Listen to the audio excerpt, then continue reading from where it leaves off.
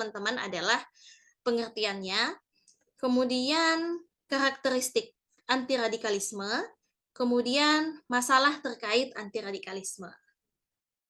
Nah, jadi teman-teman, hal yang ingin digali oleh pembuat soal terkait antiradikalisme ini adalah pembuat soal ingin melihat apakah teman-teman itu punya pengetahuan tentang antiradikalisme. Dan pembuat soal juga ingin melihat bagaimana kecenderungan teman-teman bersikap ketika menemukan hal-hal yang berbau radikal. Kemudian, pembuat soal juga ingin melihat bagaimana teman-teman dalam bertindak untuk merespon situasi ataupun kondisi yang berkaitan dengan paham-paham radikal gitu. Nah, jadi teman-teman perlu teman-teman ketahui dulu terlebih dahulu radikalisme itu apa sih? Tuh. Jadi, radikalisme itu teman-teman adalah menggunakan kekerasan dengan berlandaskan kepercayaan tertentu. Kemudian, adanya suatu paham yang menginginkan sebuah perubahan dengan cara yang drastis dan kekerasan. Jadi, paham radikal itu intinya lebih kepada ingin memaksakan suatu paham tertentu dengan cara kekerasan dan memaksa gitu. Nah, ini ada beberapa ciri-ciri radikalisme. Yang pertama adalah intoleran. Jadi, ia tidak mau menghargai pendapat dan keyakinan orang lain. Kemudian dia bersifat fanatik, di mana merasa benar sendiri dan menganggap orang lain salah. Jadi tidak mau menghargai pendapat orang lain dan merasa diri paling benar. Gitu. Kemudian eksklusif. Jadi ia membedakan diri dari orang lain pada umumnya. Kemudian eh, keras, menggunakan cara-cara kekerasan untuk mencapai tujuan. Jadi ini ada beberapa ciri-ciri radikalisme.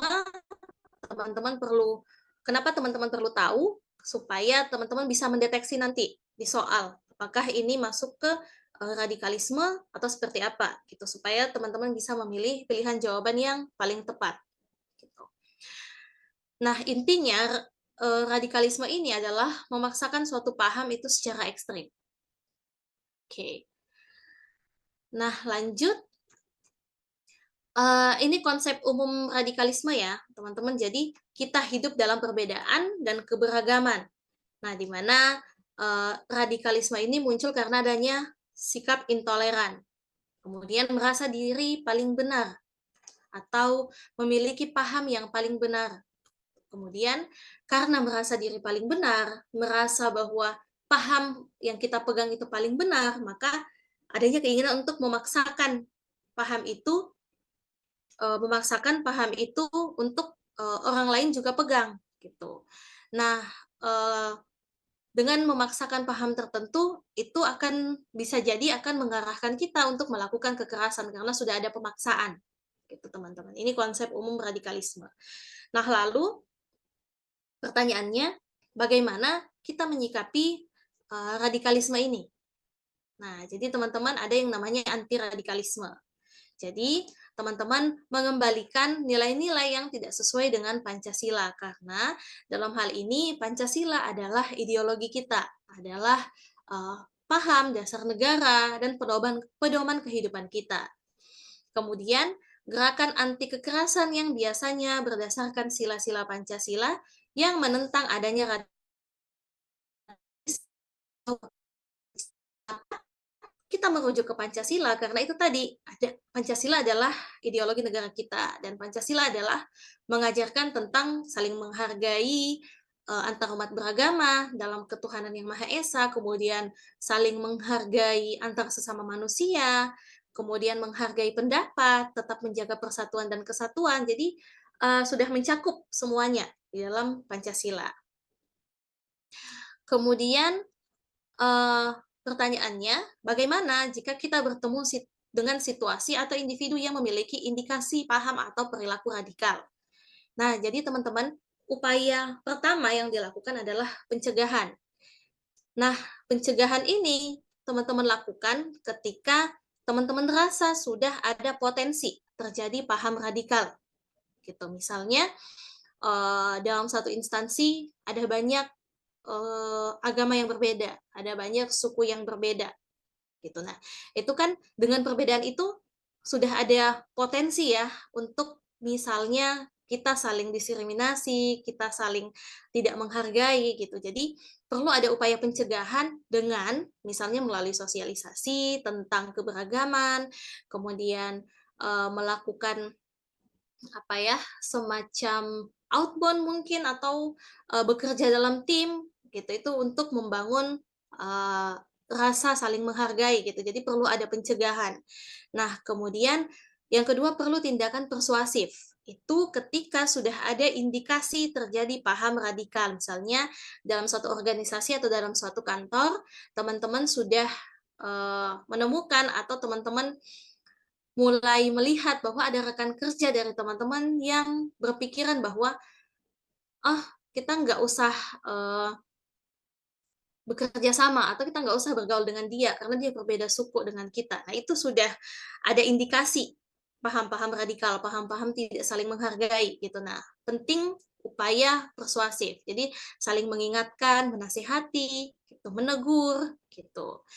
Kemudian ada tindakan intervensi. Nah, tindakan intervensi ini, itu dilakukan ketika telah terbukti terjadi adanya paham radikal. Jadi misalnya, eee, si A ini sudah masuk dalam daftar pencarian orang, karena, ia merupakan salah satu anggota dari, kelompok radikal, gitu. Nah, intervensi yang paling tepat adalah melaporkannya ke pihak yang berwajib, gitu. Jadi, eee, pencegahan, persuasif, dan intervensi ini perlu teman-teman pahami karena ini akan menentukan juga bagaimana teman-teman dalam memilih pilihan jawaban nantinya, gitu.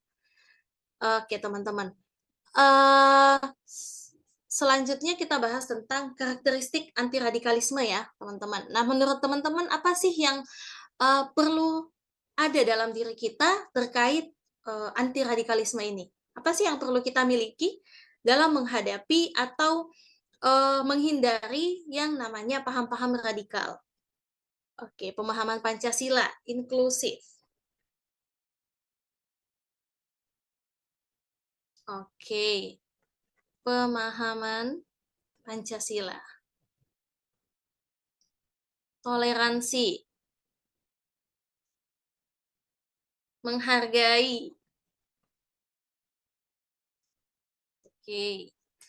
Oke, menerapkan butir Pancasila. Betul, Bhinneka Tunggal Ika. Tunggal Ika. Solidaritas, betul.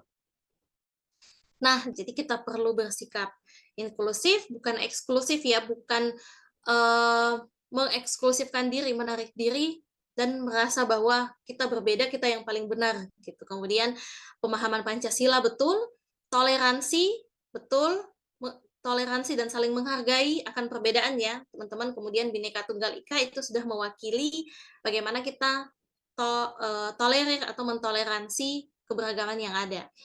Nah, jadi Eee, ini saya tambahan. Nah, ini dari saya, karakteristik yang dibutuhkan terkait anti radikalisme, yang pertama betul toleran. Jadi bagaimana kita saling menghormati dan menghargai perbedaan. Jadi ketika misalnya kita berhadapan dengan rekan yang berbeda agama, ya diharapkan atau seharusnya kita bersikap tidak saling mengganggu, gitu. Biarkanlah dia menjalankan ibadahnya, biarkanlah dia menjalankan kebudayaannya. Kemudian moderat. Moderat ini maksudnya adalah menghindari perilaku yang ekstrim dan tidak merasa paling benar. Kemudian ada inklusif, betul seperti yang teman-teman katakan ya. Bersikap dan berpikiran terbuka serta berbaur. Jadi tidak mengeksklusifkan diri, berpikiran terbuka bahwa perbedaan itu nyata, perbedaan itu indah gitu. Jadi bukan berarti dengan adanya perbedaan itu bisa, menjadi atau pemicu konflik gitu. Kemudian rukun. Nah, mengedepankan kerukunan dan persatuan. Lalu tidak mudah terprovokasi. Jadi, teman-teman dalam menghadapi situasi, itu teman-teman perlu bersikap kritis terhadap informasi. Jadi, upayakan untuk memfilter setiap informasi yang teman-teman terima supaya tidak mudah terprovokasi. Kemudian, nah ini yang banyak tadi teman-teman katakan bahwa dalam menghadapi paham-paham radikal itu kita perlu mengamalkan nilai-nilai Pancasila seperti ketuhanan, kemanusiaan, persatuan, musyawarah, dan kesejahteraan sosial. Nah, jadi teman-teman ketika misalnya teman-teman menemukan soal yang berkaitan dengan anti radikalisme, silahkan teman-teman menyesuaikan pilihan jawaban dengan karakteristik anti radikalisme ini. Nah, ketika misalnya, oh iya, mungkin teman-teman bertanya, gimana sih cara mengenali soal yang berkaitan dengan anti radikalisme ini? Nah, ketika teman-teman menemukan soal yang berkaitan dengan perbedaan agama, perbedaan suku, ras, dan lain sebagainya, itu sudah pasti masuk ke anti radikalisme. Gitu. Tetapi teman-teman seperti yang saya katakan tadi di dalam tes TKP nanti pada saat teman-teman SKD, pertama itu tidak disebutkan ya, ini masuk aspek apa gitu. Yang kedua, terkadang ada soal yang tersirat. Maksudnya tersirat masalahnya ini masuk aspek di mana, gitu. Jadi penting teman-teman untuk tahu semua karakteristik yang dibutuhkan dalam, tes karakteristik pribadi di semua aspeknya. Nah, perlu teman-teman ketahui juga bahwa soal-soal yang berkaitan dengan, agama, suku, budaya, dan ras itu juga terkadang masuk ke aspek sosial budaya, gitu. Jadi silahkan teman-teman, pilih pilihan jawaban yang sesuai dengan, anti radikalisme, gitu. Kalau memang di soal itu berkaitan dengan sudah ada kekerasan, sudah ada pemaksaan, sudah ada, diskriminasi, nah itu terkait anti radikalisme, gitu. Nah, kemudian kita masuk ke masalah-masalah apa aja sih yang seringkali terjadi dalam anti radikalisme.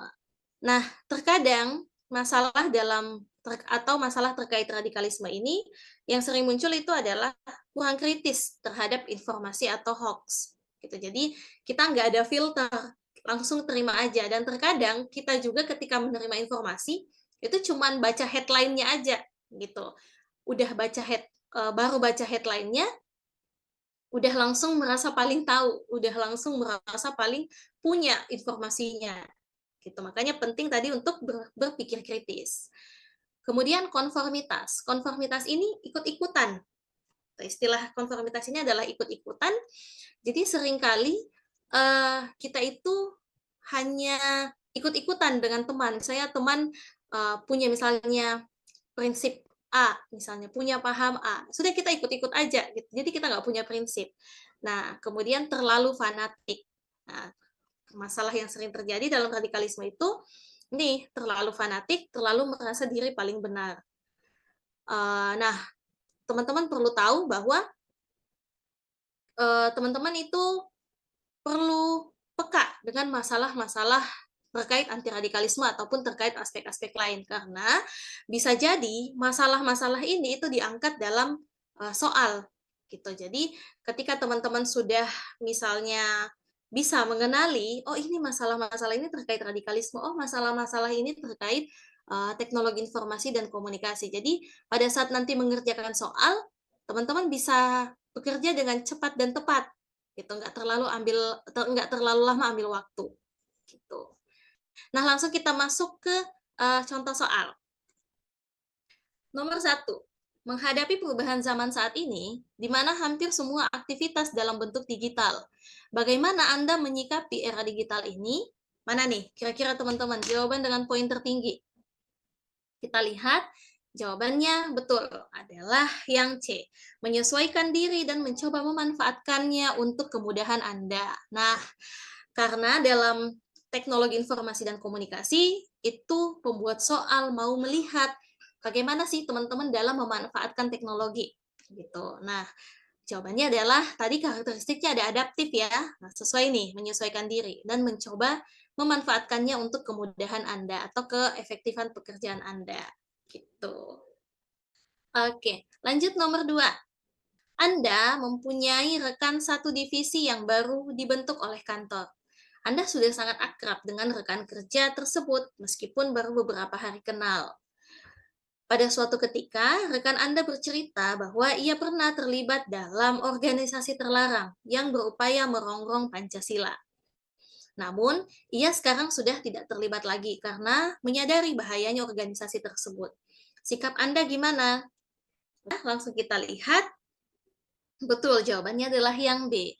Mengajak diskusi tentang Pancasila dan merangkul rekan kerja tersebut supaya tidak terjerumus kembali dalam organisasi terlarang. Jadi, di sini ada mengajak diskusi, sini ada upaya persuasif ya, teman-teman. Persuasif. Di mana teman-teman sudah menyadari bahwa ada indikasi nih karena sudah pernah terlibat sebelumnya. Jadi penting untuk adanya persuasi supaya dalam hal ini di soal supaya rekan kita itu tidak terjerumus kembali gitu. Kemudian merangkul rekan kerja supaya tidak terjerumus kembali dalam organisasi terlarang.